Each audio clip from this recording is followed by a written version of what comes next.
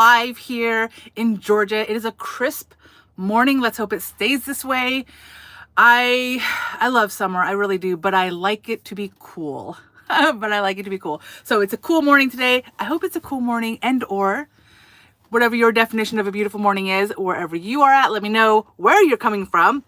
And today's topic is going to be convincing your family to travel with you. I am focusing mostly on your kids as well as your spouse, although arguably this could apply to any family member, maybe your parents. It could apply to grandkids. It could apply to your friends, potentially. But the focus will definitely be your kids and your spouse. And this is a discussion. Part of the reason why I'm doing these lives is because I do enjoy making YouTube videos and editing and all of that thing, but there is something that happens when you can have a discussion, when you can chit chat, right? I've only got one lived experience, and even though I've met many other travelers as well, it's really not the same, right? As being everyone, hey Karen. So it's not the same, right? My experience and Karen's experience, different with travel. My experience and all the other people, oh, Francie's here, right? Everyone has different experiences. So this is why we're doing it live. This is why we're going to hopefully have a discussion about it. I will share my experiences, of course, but let's talk about it. Let's talk about all the different things. I do want to say that for today's topic, when I say convincing our family to travel with us, I'm talking about longer term travel. So not necessarily a weekend in Cancun, but more of a month, a month in Mexico, or 6 months in Europe, or a year, right? Somewhere indefinite, right? Undefined terms where you're just traveling indefinitely for an indefinite period of time. Like that's kind of the concept that I want to talk about today, because I think convincing someone to go on vacation with you is one thing. Convincing someone to start the travel lifestyle is a very different scenario. And this is whether it's your kid or your spouse that we're talking about.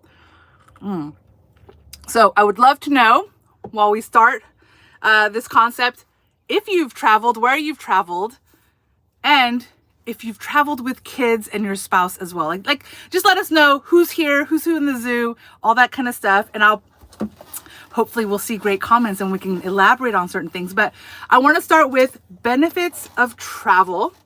I think these are, maybe because I've traveled my whole life, these feel very common sense to me, but obviously it opens up to new experiences, right? You can see how other people live. You can see how other people do things. And when you kind of walk a mile in someone else's shoe, it opens up your mind to so many things, right? The more experiences you have, just the more awareness. Not just awareness of others, but awareness of yourself. You learn what matters to you. You learn your preferences, and you learn it not by imagining it, right? I'm a huge fan of reading books, watching movies, all the things. And while I can imagine myself in certain scenarios, what I imagine and the reality that happens when I go someplace, Karen says yes, right? Right. The reality is sometimes different. And at the end of the day, nothing beats actual experience, right? Lived experiences, etc. So opens up your world. You get to see the size of other countries. And this is maybe a weird thing to mention, but especially when I was a kid, and also because I'm a traveler, it took me a while to realize the scope and the size of other countries. So for a little bit of background, my dad is American. He was a Marine. He was active duty Marine when I was born, and he's married to my mother, who is Japanese. And so as a kid, I really thought that Japan and America was kind of the same place. Like obviously one place speaks Japanese, one place speaks English, one place eats Japanese food, one place eats hamburgers and hot dogs. Like I knew there were differences, but in terms of all the other things, I would have told you they're kind of the same.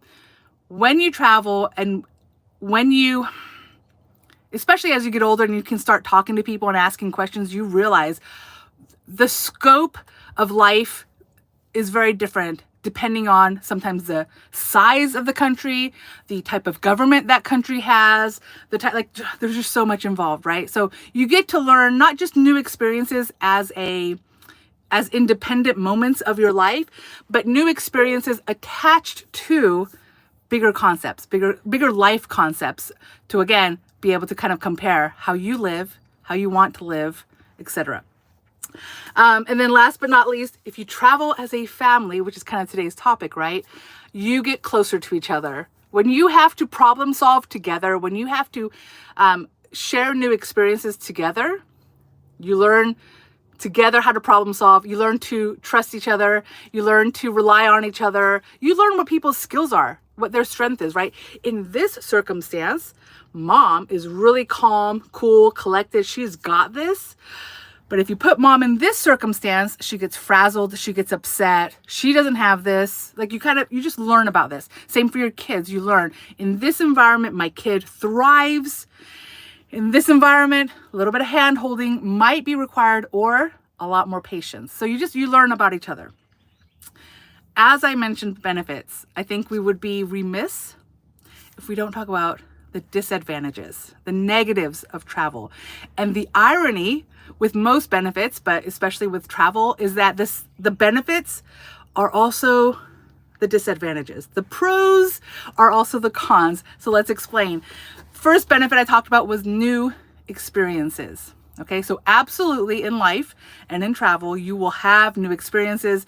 Even if you go to a country that's relatively similar to your country or that you perceive as being relatively similar, still going to have new experiences, right? When we say new experiences, opening our eyes, learning new things, those new experiences are not always positive. Some of those experiences are negative experiences. Some of those experiences teach you that you never want to travel again, or you don't want to travel to that particular location again, or that type of travel life perhaps, right? How many of you guys have been camping before, and maybe you only went once? Maybe you were 10, you went camping with your parents or whoever, and you're like, never again, I hate camping, right? So just so you know, those moments happen. How you counteract that, or how you keep yourself open for new experiences after a negative experience, is you remind yourself there's more than one way to camp. You got RV camping, you got tent camping, you have various forms of glamping where people bring all the things. You have the backpacker style camping where they don't even have a tent. They just have a backpack with something that they can quasi sleep on. I don't understand not having a tent, but again, that exists, right? There's just so many forms of camping. There's so many ways to visit Mexico. You could do the Airbnb, you can do the hotels, you can do the hostels, you can do the crazy hitchhiking, backpacking scenario where you have no plans at all and you just let a place appear before you. I don't understand that level myself, but my point is there's multiple ways to travel, right? And so if you have a negative experience, it'll open up your eyes. It'll give you that new experience. It'll teach you things about yourself, what you like, what you don't like. But just remember that sometimes those experiences are not always positive. They can be negative. Sometimes when you see the differences between your country and someone else's country, whether it's literally the size of your country, whether it's the government system, whether it's how the community runs, whether it's the language, wherever the differences are, sometimes those differences are so stark, right, that you go into a little bit of a shock. You have a negative experience again with the contrast from your country to the other country, with the contrast of, I'm going to use the word comfort, but more familiar. The things you're familiar with, maybe in your country, and the things you're not familiar with, those shocking moments, when you become aware of why those differences exist, that will sometimes not be a positive scenario for you, right? It could shock you. So we do see a lot of people who go to other countries and there's a honeymoon phase. A lot of people, especially if you want to travel, you have the honeymoon phase. Then you have the phase where you're like, I hate either the country you've moved to, you learn to not like it, the honeymoon is over, or some people actually learn to hate their own country. They learn to not appreciate where they're from, depending on their experiences. So lots of things can happen with that. That second phase is usually also a honeymoon phase, meaning you'll eventually balance out over time. but most people go through one, if not both of these stages at some point in travel life. And benefits of travel as a family, you get to bond together. Yeah, we don't always like bonding with our family members, especially forced bonding, right? So sometimes it's lovely. It's lovely bonding with our family and friends. It's lovely learning about each other. And other times it's shocking. Secrets come out that you weren't expecting to come out, or temper tantrums come out that you weren't expecting to come out. And the trip can be ruined by one person having a horrible, horrible time. So pros and cons of travel as a family, I think it's always important to know. But I would say overall, whether it's a like a positive experience or a negative experience, that particular trip, travel overall still teaches you about yourself, about others, and there's huge benefits to learning about each other. But there's pros and cons, pros and cons. All right. Good morning. Good morning.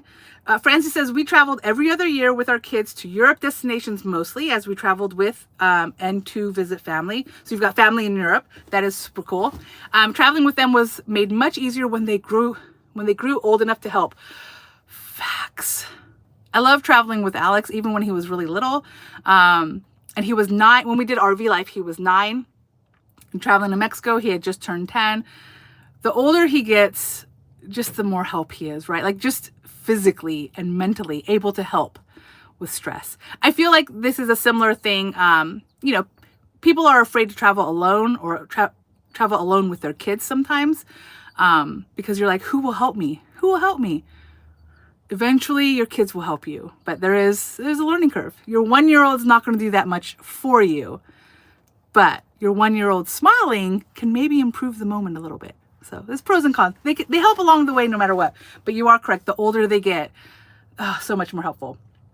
Karen, Mom on a Journey, says, I travel with my kids so they can experience the world from a different perspective, but the rest of my family travels rarely and only for vacation, like chill in the pool of the hotel type of thing. Yeah, like all-inclusive resort type of environment. That's still travel. I will say that is still travel, but there's definitely a difference between a vacation and then moving and living in another country. So huge difference. Still value in it. If all you can do is go on vacation, I say do it.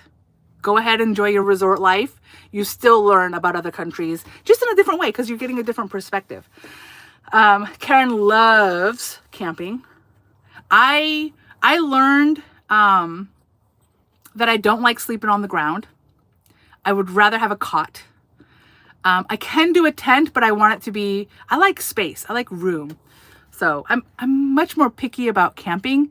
And in the 5, almost 6 months that we did RV life for the first time, which was full time, like we were traveling all the time, I think I built a campfire twice. Maybe twice. And we boondocked. So it's not that we were always in city living. We were often not in a city, but yeah, building a fire. No, I have a kitchen in my RV. I also had like other kitchen things, but yeah, or other cooking methods, but I never, campfires. Porque, yeah, I never did it. Minus twice.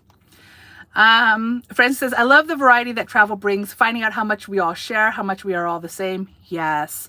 I think even though there are differences, obviously, amongst people, at the end of the day, most people are good.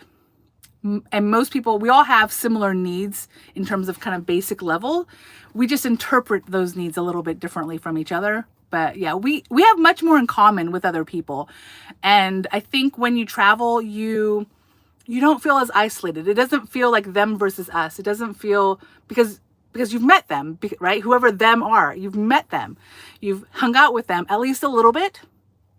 And so you get the realization that, okay, it's no longer this concept person that is so foreign to me. It's oh, they're human. They're people just like me. They do the same things that I do. They figure things out the same way.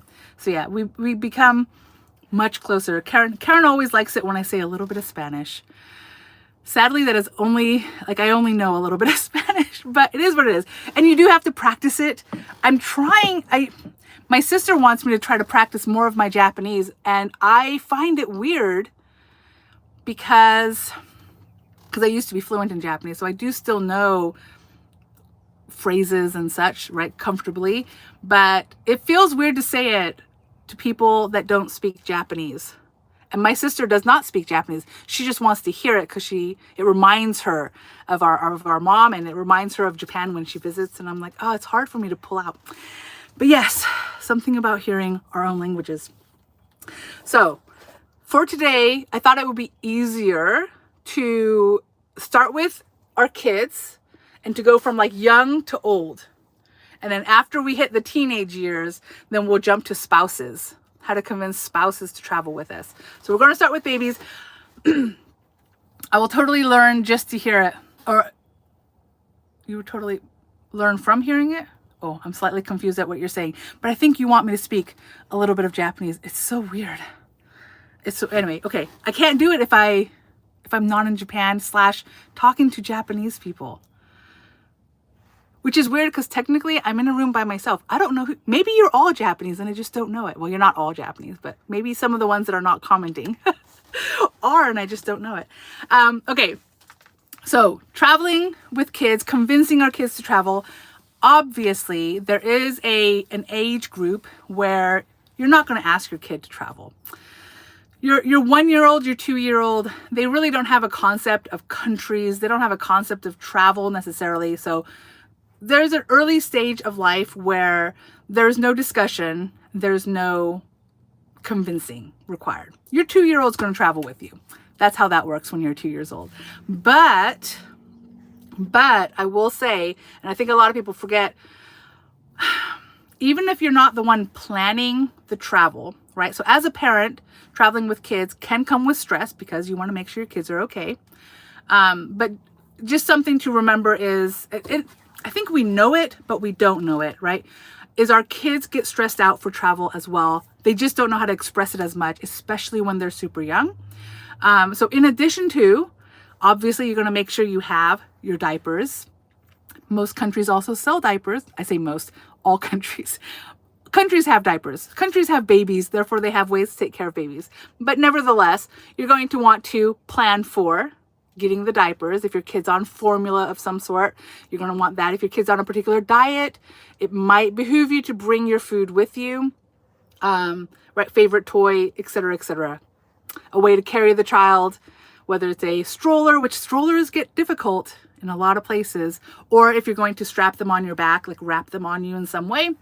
So you as the parent, you're already going to do those things, but just keep in mind that your child, even if they're not able to vocalize that they're in a weird country or that they're having a weird experience, they will have a weird experience. They will get stressed out, and small kids will display that stress in sometimes astounding ways, even happy kids. So for example, I was a happy kid. My siblings were for the most part really happy kids. And so we wouldn't necessarily have a tantrum with change in life. My son also, he's a very happy kid. So when he was little and we would move from one place to another, he didn't throw tantrums and he didn't cry and do anything like that.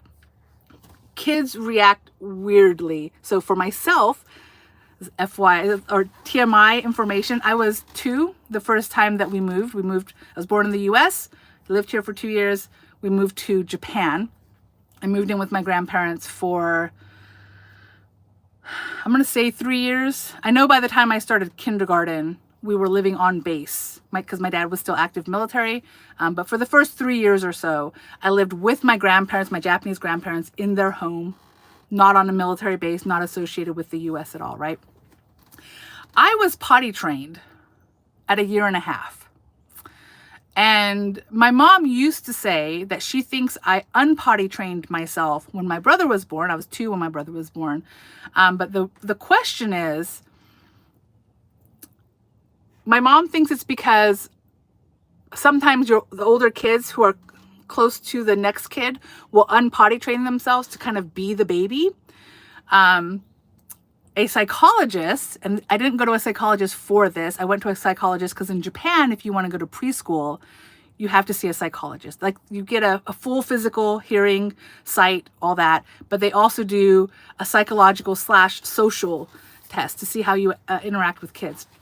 And the psychologist was the one, right? Kind of like the school nurse, maybe, was the one that's like, is your kid potty trained? Did she unpotty train herself? Is she constipated?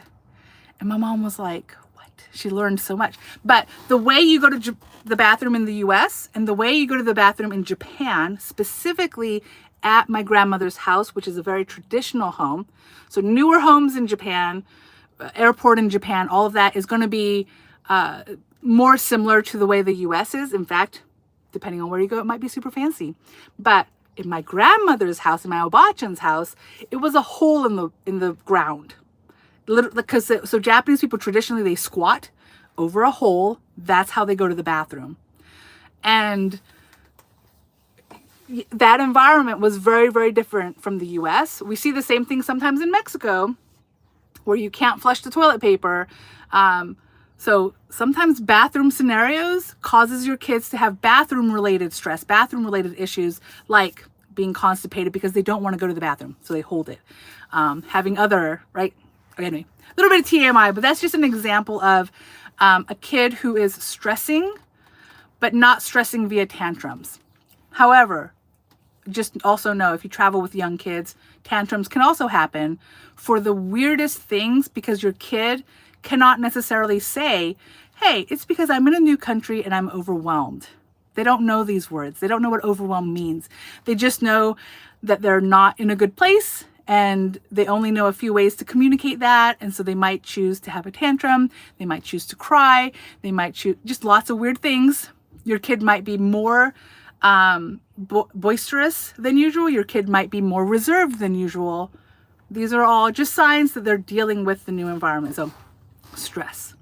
So my point being, with young kids, you don't necessarily have to convince them to travel, but just be aware of these signs.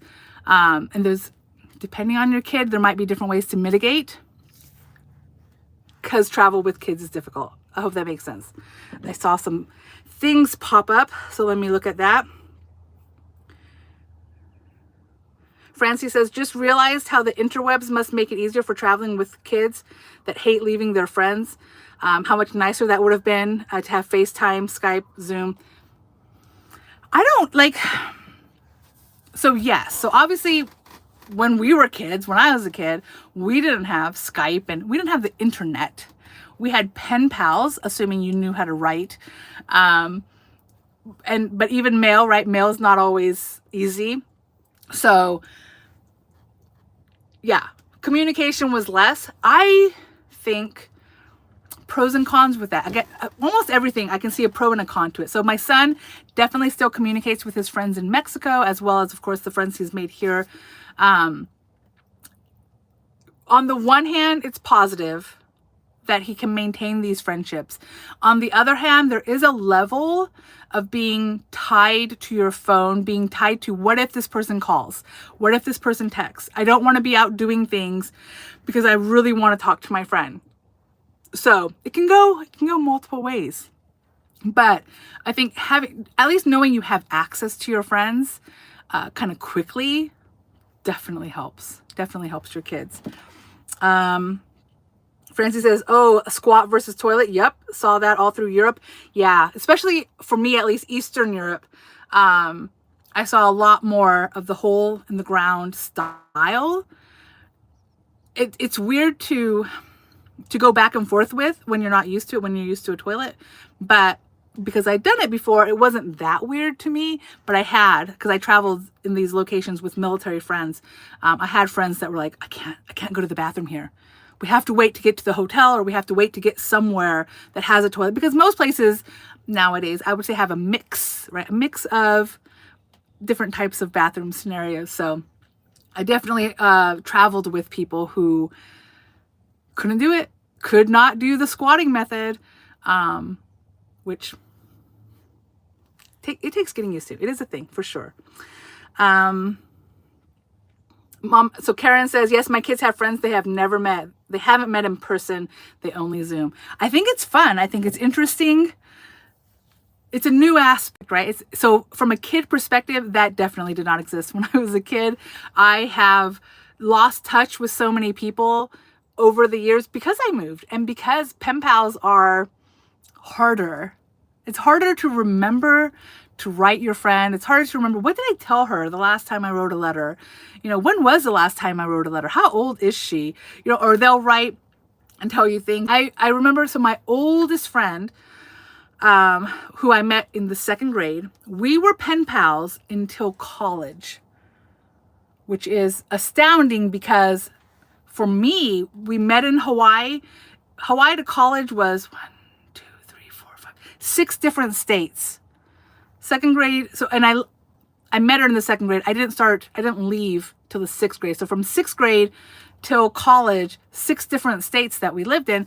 And she also moved to different states. Because again, I lived as a kid in the military world for a time. And so her family was military, so she transferred. So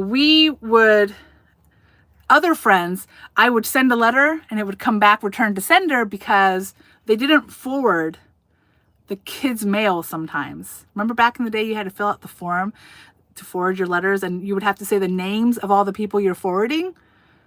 Parents would forget, I think, or maybe the mailman, whatever, things happen.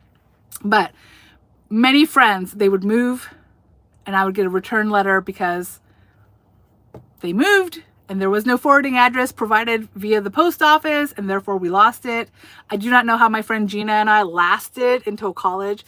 But college, and I say we were pen pals, we only wrote to each other every 6 months, every year. Like, it was not like a constant flow of letters. So by the time we got to college, she wrote to me and she's like, oh my gosh, I just had my 2nd child. And I'm like, 2nd child? Do you have a first child? Who's the first child? When did you have the first child? Are you married?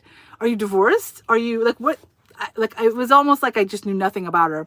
And so I think when I replied, I don't remember exactly what I said, but I was shocked. I was like, how come you didn't tell me that you got pregnant the first time? Or like, what's happening? And I think my voice might have been accusatory. I don't know. But either way, she never replied. Is it because she moved? Is it because I joined the military and moved? I don't know.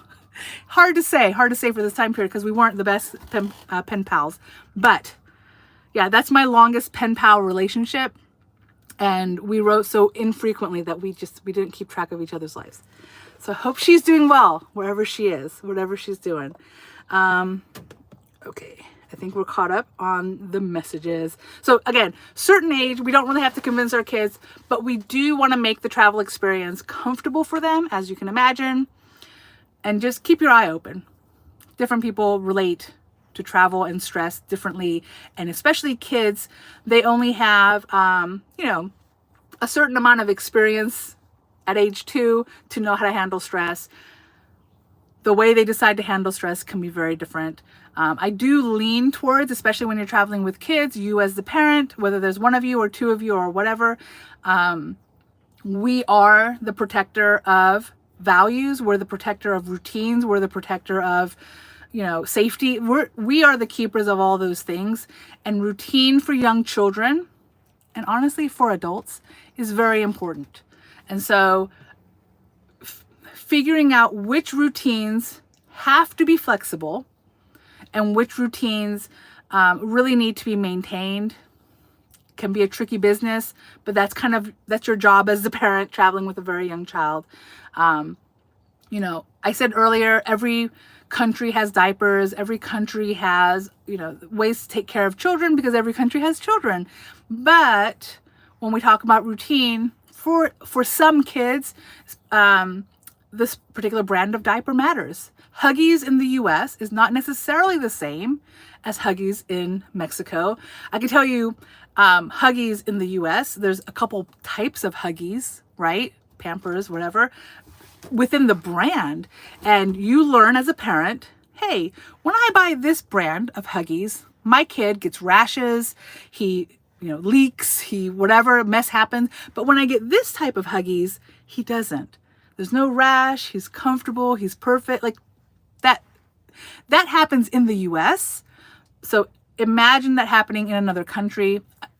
I'm not saying you have to travel with all the Huggies and all the whatever, but just have an awareness that those differences affect your kid's life, and therefore This will cause stress, and different kids handle stress differently. I also want to mention that stress in and of itself is not a bad thing. We think of it as negative. But new experiences are stressful. Travel is stressful. It doesn't necessarily mean it's bad. It's just that it's a little bit of both, right? It's new. It's new. Kids handle it. Kids handle it how they handle it. You will handle it how you handle it. It's why I'm a huge advocate for traveling slowly.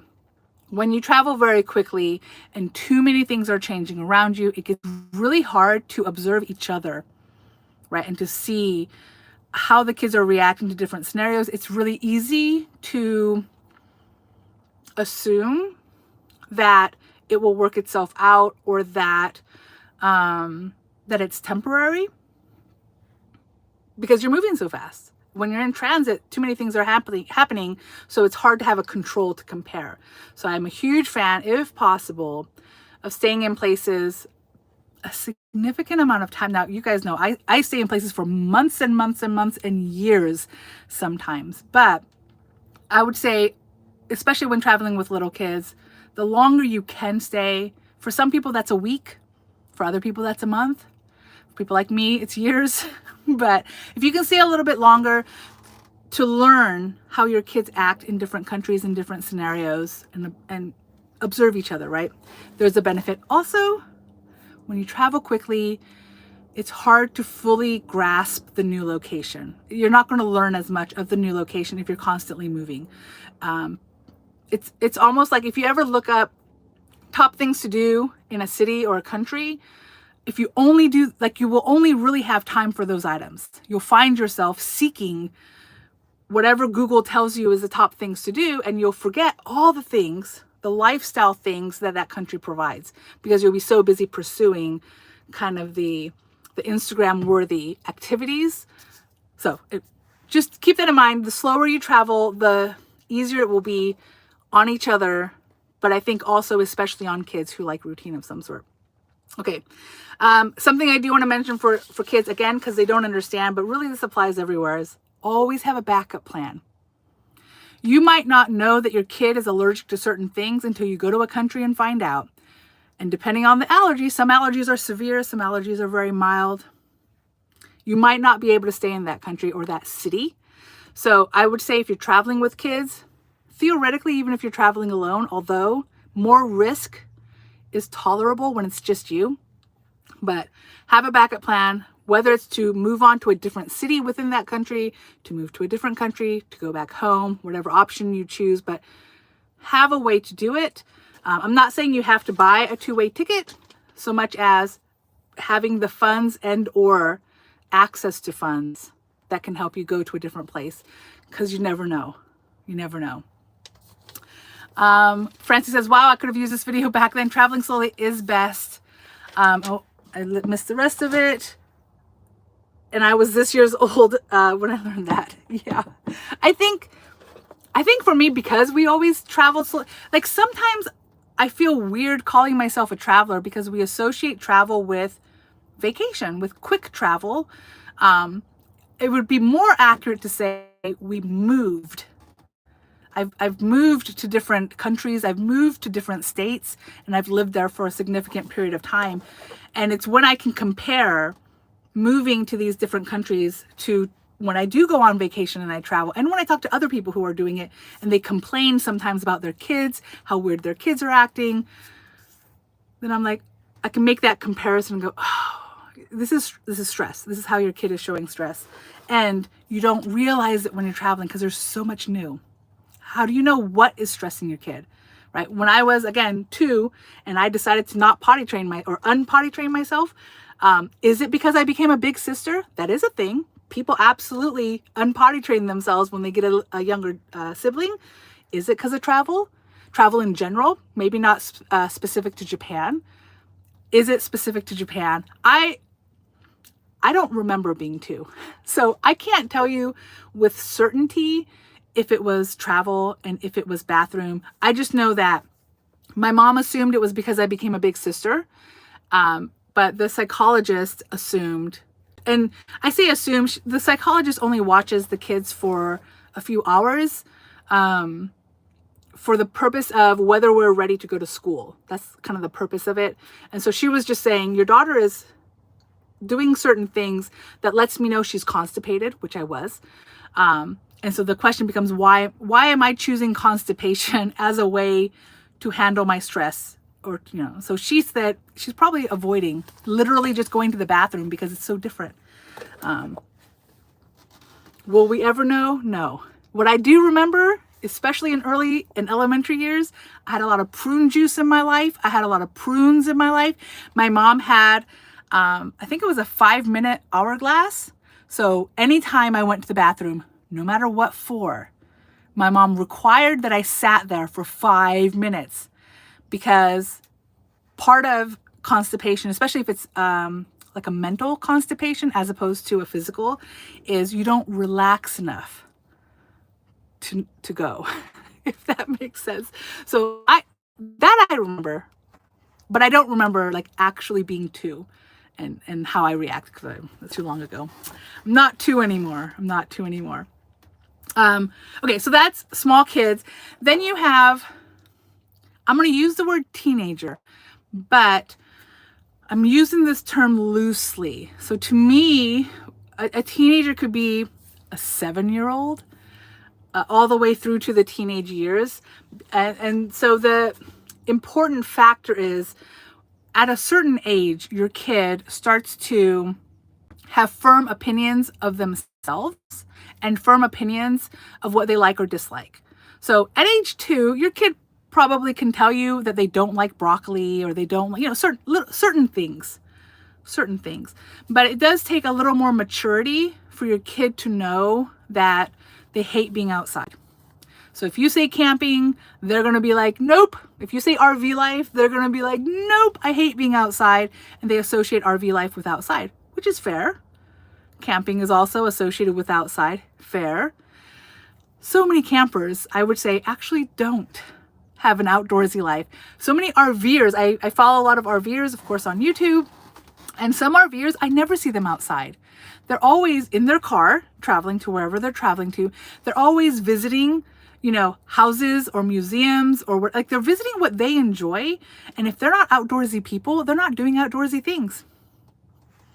They might walk to the museum that they're visiting, or walk to the thing that they want to go to, right? Some RVers are always on the beach. Some RVers are always in the mountains. But again, at a certain age, kids start understanding, they understand words. So now they know what it means to be an RVer. They understand Mexico. One of the, drove me nuts. But when I told my family we were moving to Mexico for an indefinite, I didn't know how long we would be there.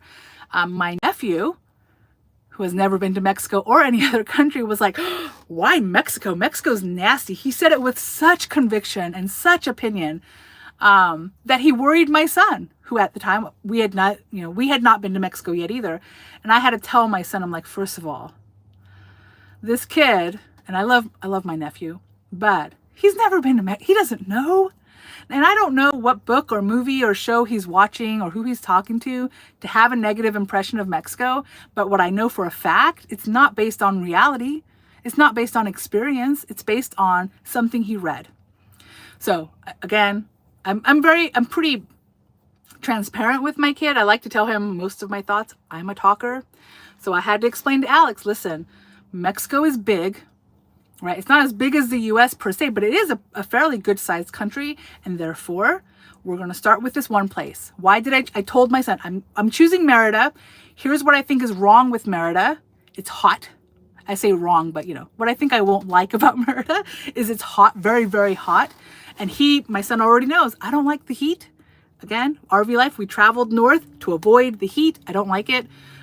So he knew up front when we went to Merida, it might be for a month, which was how long I got the Airbnb for, or it might be for longer, but only if we liked it. We had to like Merida to stay longer. And my number one concern was the heat, which also concerned my son. But the number one positive was there was a community of single moms with kids, right? And Alex and I both know that Alex really likes kids. So when your kid gets to be a certain age, it's really important to be transparent within reason. Obviously, you don't need to tell your kid literally every thought in your head, but letting them know the pros and cons of the specific place you're going to, or the types of places you're looking at, because you might want to tell your kid before you've landed on the city or even the country that you want to go to, but just let them know, here's why I want to travel to other places. Here's the lifestyle I'm thinking of. Here's what I'm kind of going for, and let them understand. Now, they might hate what you're going for, right? You might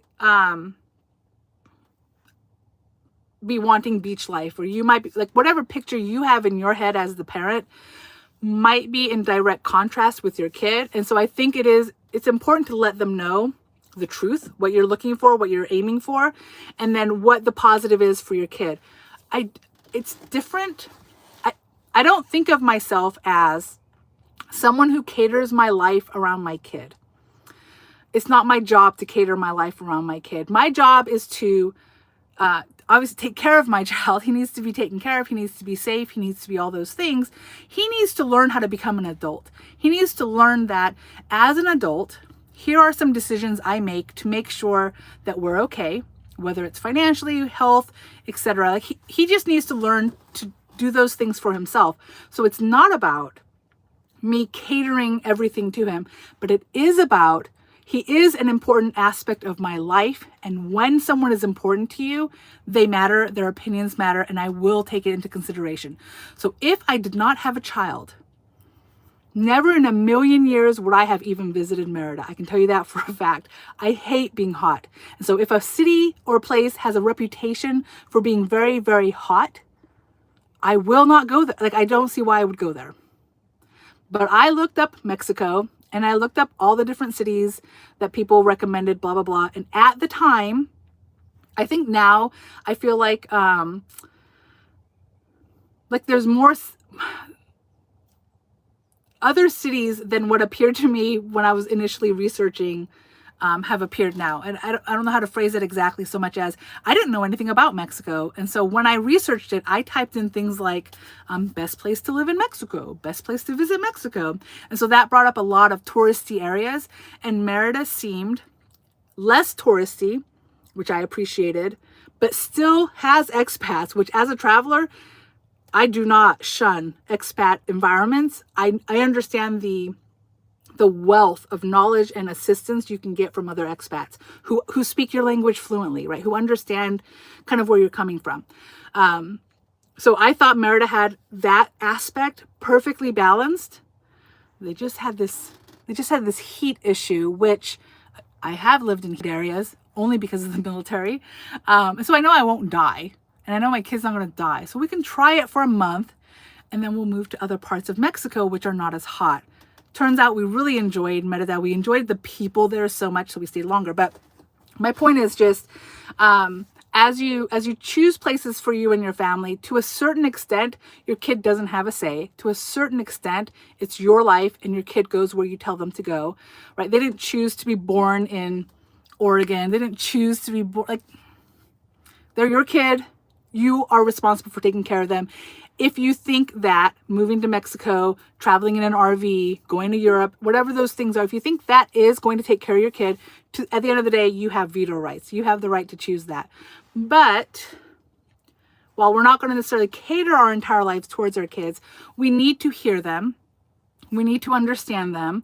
And we need to take them into consideration. You don't want to travel with somebody who's miserable and crying all the time.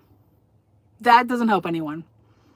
And so meeting people halfway, I think, is important. I say halfway, a quarter, a third. It depends on the child. And letting them know that sometimes our ideas in our head are not reality, right? Our expectations versus what's really going to happen are not the same. And there is an element of, you need to take a bite. You need to try the food mommy made before you tell me you hate it. You need to go to Mexico for a certain period of time before you tell me you hate it. You need to live in an RV for a little bit of time before you can have a true opinion, because right now, I don't know what your experience is based on, son.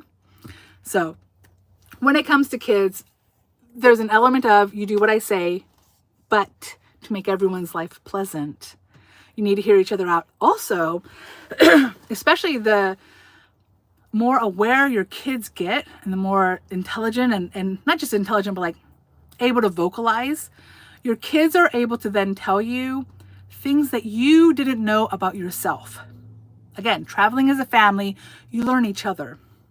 And so there's sometimes an element of your kid being more aware of how you like to travel, especially if your kid has traveled with you already. So Alex knows when it comes to the RV, he doesn't want to go to a big city with me. I do not do well driving in horrible traffic. I do not do well if I feel, because even though my RV is small, it's still an RV. It's still 20 feet. It's still slightly wider than your typical car. And so I get stressed out driving in certain locations. And Alex is the one that's like, Mom, do you remember Seattle? That's the first time that I would say I had a, I don't know if I want to call it a tantrum, but kind of sort of a tantrum of really hating driving. Like if I could have pulled over and had my 9-year-old son drive for me, I absolutely would have. And so my son, as he gets older, is able to articulate why he doesn't like something. And the beauty of travel, and the more you travel, I think the more you realize it, the more options there are, right? The more variety there are. When I first thought I started Travel Life in the RV, I had an expectation in my head. I would say I was about 70% accurate. Well, I watched a decent amount of YouTubers. I have traveled enough at this age to where I kind of understand RV life, even without having lived it. But until you do it, you don't fully realize the scope. It never occurred to me that somebody would live in an RV by choice and never go to a state park and never go to any outdoorsy activities. They're literally living, I'm going to use the word hermit, like a hermit in their house, in their RV, and just traveling. And I think that's interesting. I don't think I could ever do it, but I have a hermit side to me. It's not impossible. But it's just not something I associated with RV life until I started doing it. And I realized, yeah, I love certain activities outdoors. I do enjoy going on, I'm going to use the word hike, but we're going to call it, it's really a walk. I don't do anything excessive per se. I enjoy activities outside, but yeah, in a given week, in a given month, I'm not going to do that every day. No, I'm going to mostly live in my RV. So some things you don't realize till you do it. And that's how it is with kids. I do think there is a tricky age of teenager life where your teen is starting to actively plan their adulthood. So as an example, the summer before I became a senior is when my dad decided, we were living in California at the time, and my dad hated California, man. He hated it. So he quit his job and he moved us to Georgia. And that was the only time that my dad ever came up to us and was like, okay, we're moving. And I said, what? No. No. This is my senior year of high school. We are not moving my senior year of, I already had a scholarship lined up for UC Berkeley. Well, I think I could have applied it to any California college, honestly. But in my head, I was going to UC Berkeley. I was going to be a law major. I was going to become a lawyer. Like I had a very specific plan at that moment. And when my dad came home and he was like, we're moving to Georgia. What? And my scholarship was, again, it was based on California. It wasn't something that I could transfer to another state. And it wasn't something that I could use if I was not a California resident. Meaning the second I left California, I could not just go to UC Berkeley and use that scholarship to pay for my life. Does that make sense? Like I would have had to come up with some out-of-state tuition money. So there is an age at which your kid has an idea in their head. A lot of people will tell you, their kid is on a path to getting a sports scholarship, right? They play a sport, they're doing really well, they're probably going to get a scholarship. If you take them out of the sporting world, you might lose the scholarship potential. Not all countries have the same things as other countries when it comes to scholarships, sporting, etc. And a lot of scholarships are based on residency. A lot are really based on state residency, but there are still others that are country, like you just have to be US. So lots of things to consider. And I think there is a validity to, as a parent, going, okay, this means for the next 3 years, we can't move. We can visit. Travel is always possible from a visit perspective. But in terms of moving to another country, there is an element of, for the benefit of the whole, the benefit of the family, we're going to wait 2 years until my kid graduates high school, or until something that has nothing to do with me happens. We're going to wait, right? Similarly, you might want to move to Mexico today or yesterday, but maybe you're not retiring from your job till next year. Maybe you want to wait until your house is paid off, and maybe you're real close. Maybe you had a 15-year mortgage or something and you're like, I'm so close. I think it's okay to delay for those things. I do. Will delaying sometimes stop you from doing the travel altogether? Yes. I do not think travel is the most important thing in the world. I think it's a great thing. It's a wonderful thing. I wish more people could participate in it. It is not for everyone, and that's okay. Again, as a traveler, the benefit of travel is seeing different ways of living, seeing how different people live their lives. And one of the coolest parts that I've learned through my travel life is I can be happy in the US, in an apartment, in a house, in an RV. I don't think I'd be happy if I was literally living in a tent all the time, but I could definitely survive. Thank you to the military for teaching me that. But that's what you learn. And so even in the US or whatever country you might be in, there's multiple lifestyles you can have, right? There are multiple communities you can have. There are people who go off grid. There are people who live in a farm, who start farm life at age 40, 50, 60 because they want to, because they've always wanted to. So there is no, just because you can't move to Mexico right now doesn't mean you can't tweak your life to be something closer to what you want it to be without ever going. So again, I don't necessarily believe in catering my entire life around my kid, but I do believe in everyone in my family matters. This includes my dog, which is one of those, it's such a weird thing to say. It is such a weird thing to say, but I also ponder my dog. How can my dog travel? How can we go? He cannot travel in Mexico outside of a plane. He can travel via car in Mexico. He can travel via plane in Mexico. So car meaning like taxis or whatever. He can't get on a bus, which is a very popular way to travel through Mexico. They just don't let dogs do that. And so I only did that in limited situations because my dog is also a part of my life. It's it's weird to say, but it is what it is. You have to take the entire family into consideration. Some families, and this is mentally for me, probably because I only have one child, very difficult. And also because I'm the oldest of 5 kids and we traveled together. There was no, oh, Anne, you can stay in California while we move to Georgia because you've only got 1 year left of childhood. And then you can go to UC Berkeley. That was not an option. And even though I was pretty mad at the time, looking back, I'm glad it wasn't an option. I think it is, the way I feel, it's better that I'm with my family. However, that's my family.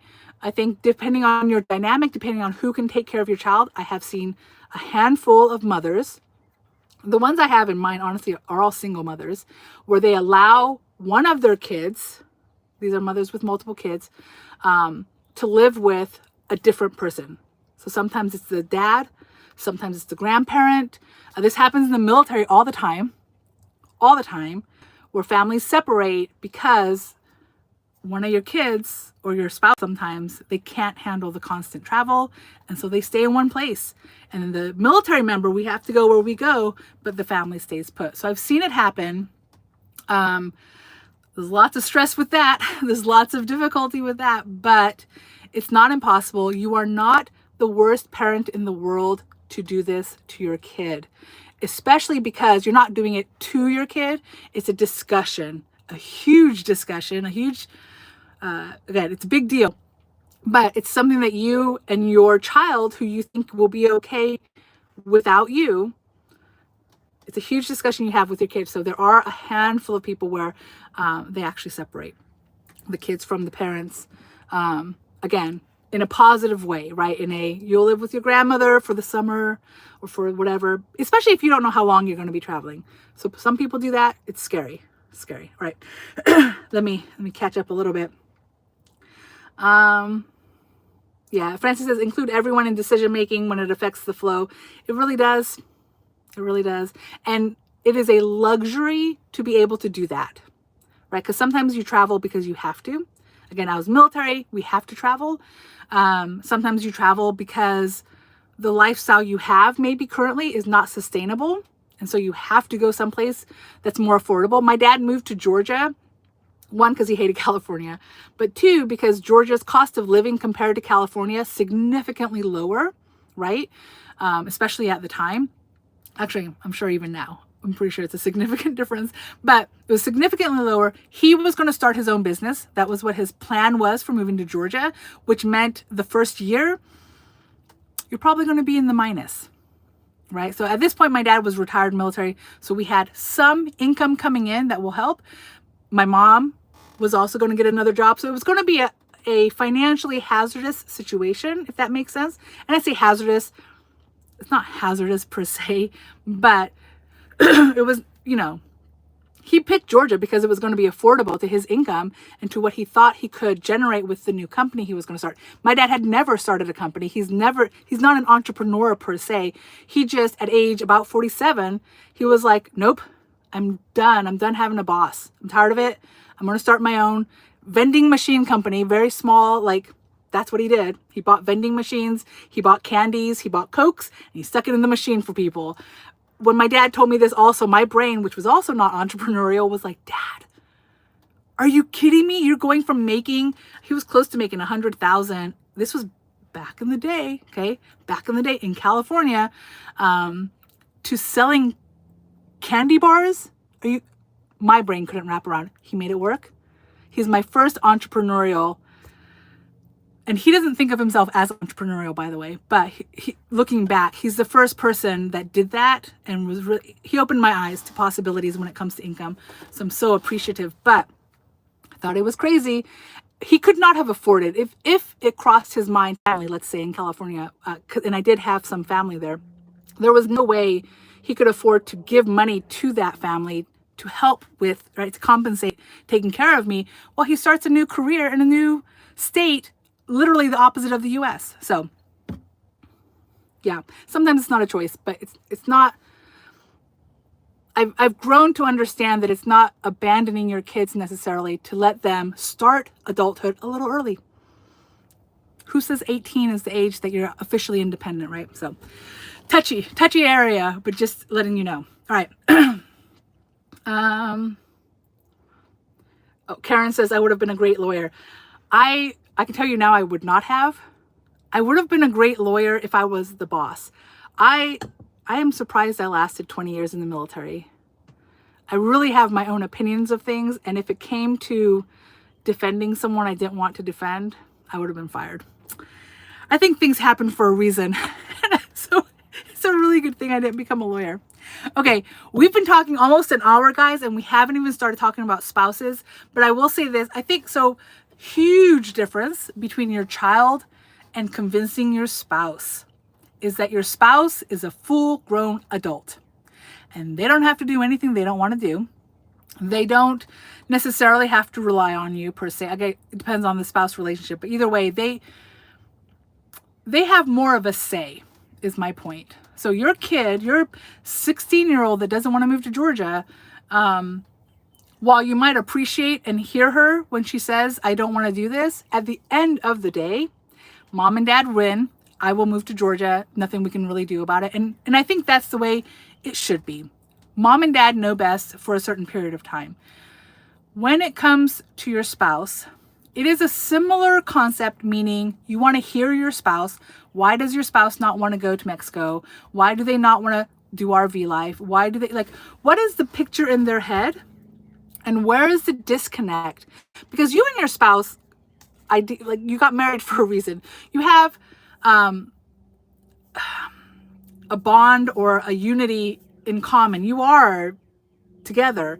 And so why is it that you have this beautiful idea of moving to Mexico, let's say, or living in an RV or moving to Italy, whatever the idea is, you think it's going to be epic for a multitude of reasons. And your spouse is like, there's no way. We're never leaving this country. We're never leaving this state. We're not moving there, right? Where is the disconnect? And so I think it is a discussion with your spouse. I think it is understanding what their fears are. So let's say your spouse doesn't want to go camping. You let them know that RV life and camping life are not necessarily the same. Let's talk about the differences. Let's talk about how we can play with this, right? One of the issues with starting RV life or moving to Mexico is it costs money. Like it's not a free trip, right? So renting an RV, I hear so many people, by the way, say, before you start RV life, you should rent an RV. I understand the sentiment, and for some people, you have the financial backing to it. A lot of people want to start RV life or move to Mexico or certain countries because they want a more affordable life. It probably means they don't have the funds to necessarily like rent an RV. Renting an RV for a week could cost $1,000. It's not, and that's just for the rental, not for the life that you'll have, just for the rental, right? Plus, you still have to maintain your house and all the other things. You're not going to sell your house to rent an RV. You're not going to sell your house to go to Mexico for a week. And going to Mexico for a week, or whatever, however you want to test the waters, will end up being a vacation, right? That's how you're going to try to sell to your spouse. Like, we love Mexico. Cancun is so awesome, or wherever you choose to go to. So you could test it out if they're open to it, and if you have the financial ability to do so, absolutely. You could. What I did with Alex, because he did not necessarily want to do RV life, just so you know. He likes normalcy. He likes consistency, and he knows that about himself. So I told him for the RV, especially because I knew I was going to buy an RV, I'm like, I need 1 year. I need you to know that mommy has to do that. Like, this is something mom is going to do. Mom is going to go to an RV. However, I do care about you. I just don't know if your concerns as my kid is valid enough because you don't have experience living in a car or an RV or anything like that. And I don't have full experience, right, doing it for months and months. So I told Alex, give me a year. For sure, within a year, we will know how much we love or dislike RV life, the pros and like, we'll know, we'll have actual experience. Same for Mexico. When I decided we're moving to Mexico, I said, okay, here's why we're moving to Mexico, which was braces. That's a whole, I could go off on braces for a long time if I wanted to. But anyway, we originally moved to Mexico because Alex needed braces. So it'll be more affordable. But 2, if we hate it, I will leave. But according to the paperwork, I can go to Mexico for 6 months. So I need you, like, we're going to take the full 6 months. We're going to take 6 months, and then we'll decide if we hate Mexico. Maybe we don't hate Mexico. Maybe we hate Merida. Maybe we hate, because again, Merida's going to be hot. So I kind of use that flow. But at the end of the day, I'm his mother. He's going to go where I go. With your spouse, these are talks you can have.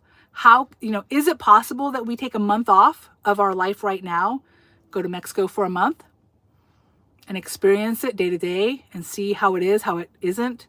If you're going for financial reasons, like, you can watch, I always tell people my budget in Mexico was between $1,200 to $1,500 a month. But that's me and Alex. That might not be you and your spouse. It might not be you and your kid. Everyone's a little bit different. I don't know what Karen's budget is for her and her 2 kids, but I'm assuming it's not the same as mine. One, because there's 3 of them instead of 2 of them. But right, everyone's going to have a different budget. Everyone's going to have a different lifestyle. So sometimes you have to try it out.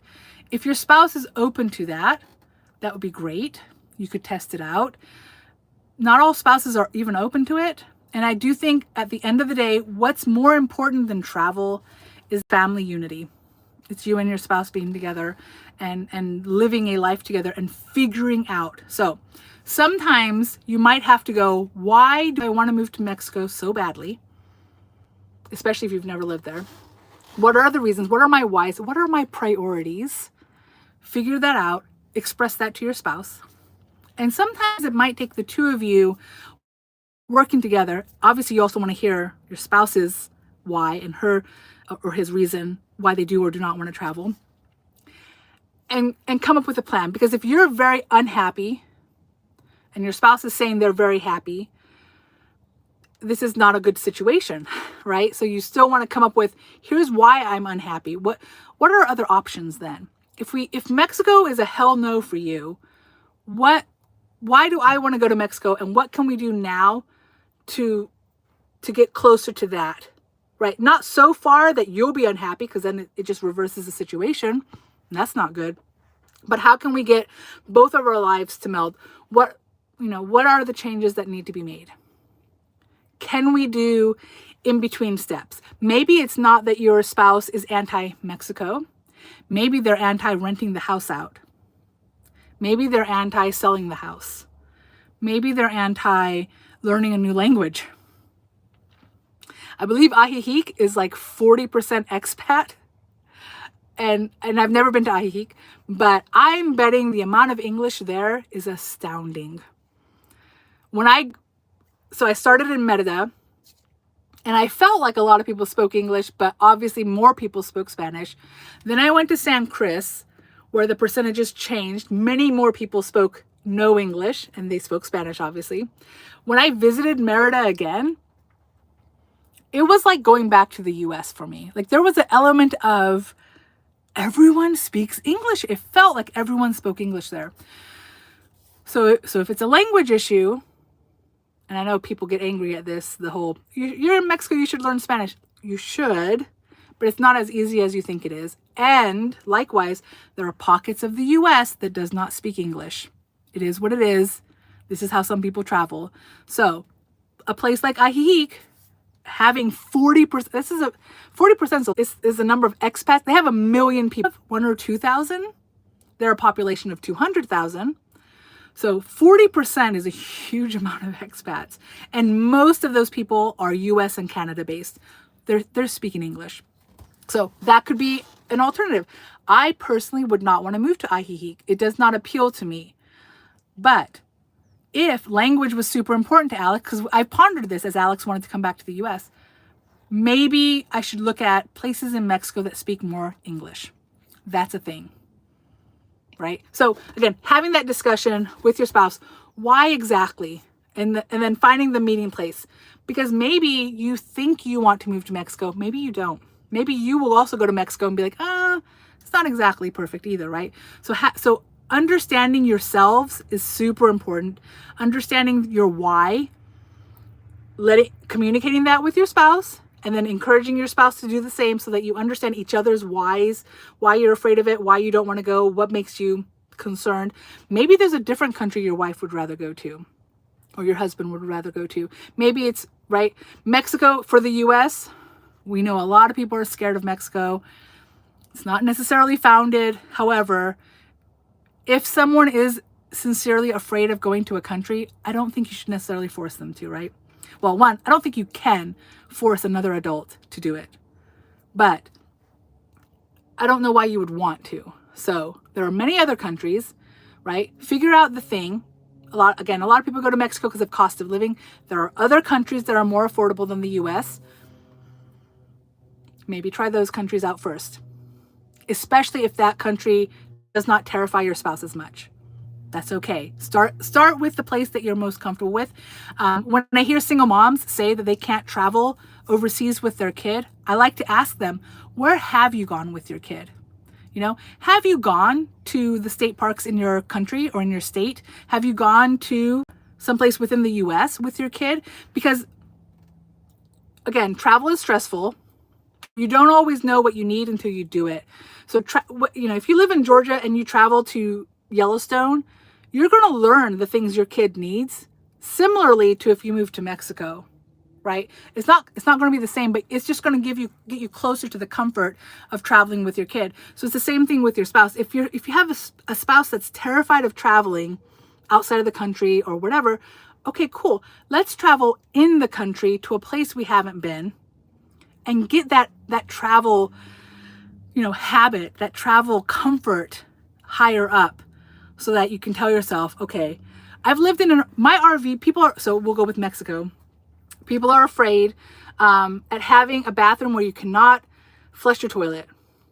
Do you know that a lot of RV toilets cannot handle a certain amount of paper?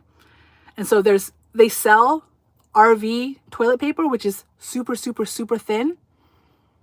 So that's a lifestyle change. RVs, I have a used RV. I will never, well, I won't say never. Maybe if I really, really had to, but I don't plan on ever drinking out of the faucet. The water I put into my car will always be clean. It will always be drinkable, but I won't actually drink it, right? So in Mexico, you don't drink the water out of the tap. You get bottled water. Like I always joke that the military and my childhood, but especially the military, has prepared me for just about any type of travel that exists. But RV life has also prepared me for Mexico life. There's so many similarities between the two. It's sometimes ridiculous. So my point is just, sometimes we got to get our exercise wheels or our travel exercise in to get comfortable with it.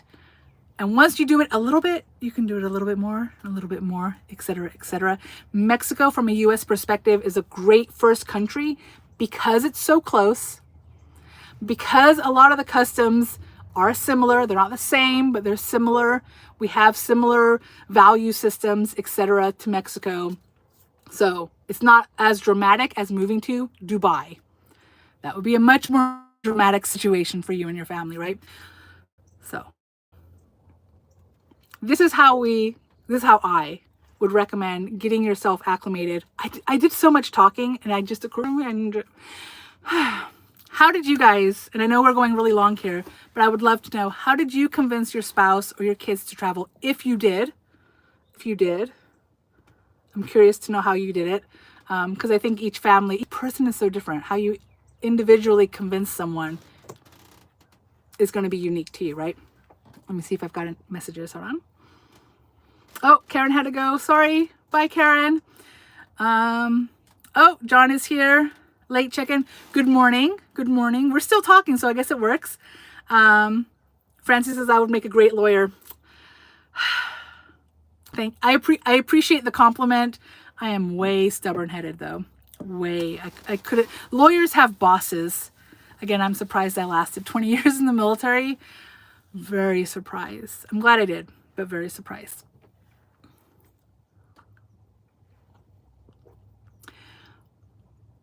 So mostly I'm just seeing if anyone has comments or questions or concerns, because we've gone over an hour.